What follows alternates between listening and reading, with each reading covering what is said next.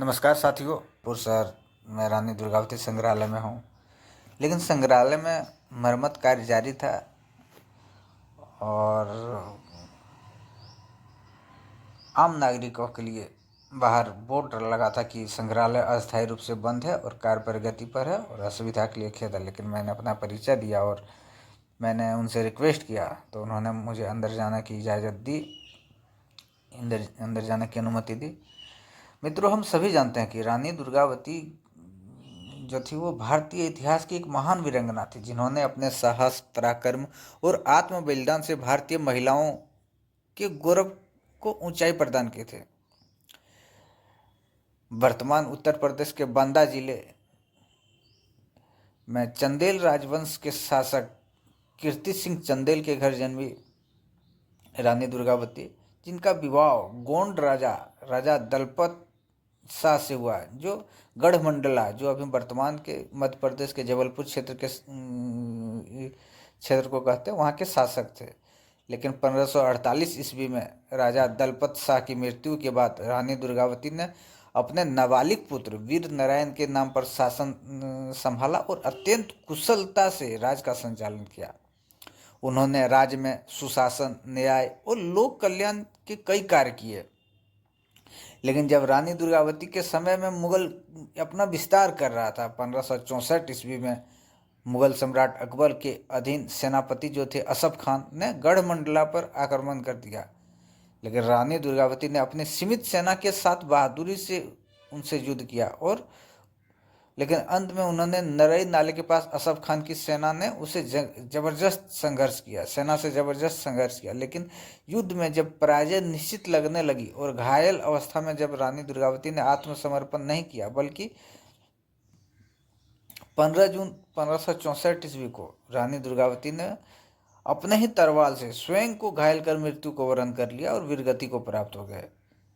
यह आत्म बलिदान, रानी दुर्गावती का आत्म बलिदान भारतीय इतिहास में अमर हो गया।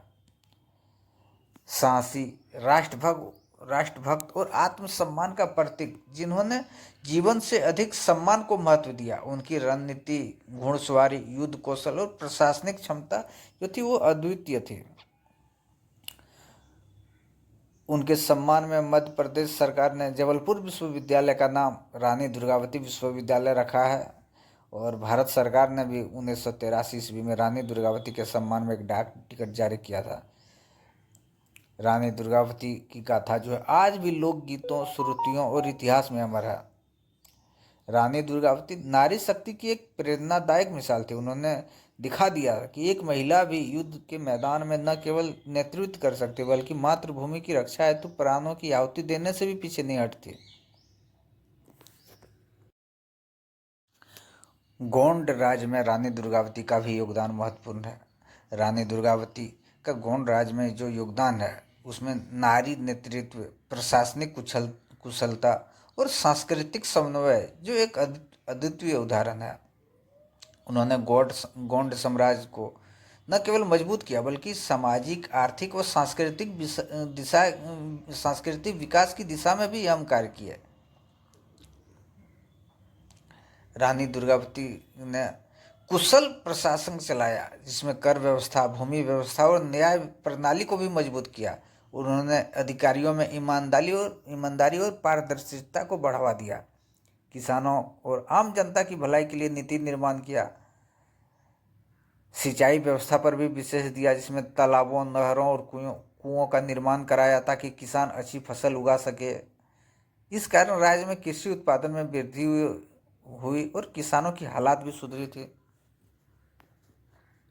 धार्मिक और सांस्कृतिक में भी उनका योगदान यह है। उन्होंने गोंड और राजपूत संस्कृति की सुंदर सांस्कृतिक समन्वय किया। मंदिरों, धर्मशालाओं तथा पूजा स्थलों का भी निर्माण कराया। लोक परंपरा आदि और आदिवासी संस्कृति को भी संरक्षण और सम्मान दिया।